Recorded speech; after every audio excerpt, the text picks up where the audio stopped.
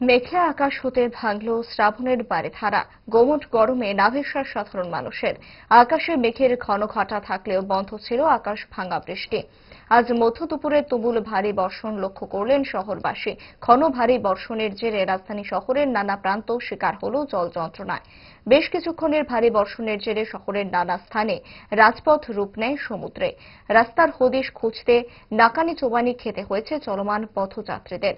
রাস্তার পাশে থামানো ছোট বড় যান গড়াগড়ি খাচ্ছিল জমা জলে। রাস্তায় জল জমে যাওয়ার কারণে একদিকে যেমন দৃশ্যমান হয়েছে যাত্রী দুর্ভোগ, অপরদিকে দেখা গেল যানজটের।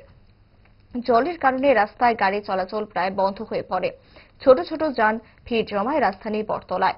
একদিকে জল যন্ত্রণা, অপরদিকে যানজট যন্ত্রণা। উভয় যন্ত্রণায় বেশ কিছুক্ষণ সময় ভোগান্তির শিকার হতে হয়েছে সাধারণ মানুষের। যদিও অল্প সময়ের মধ্যেই জমা জল সরতে শুরু করে, ধীরে ধীরে স্বাভাবিক হয় জীবনযাত্রা।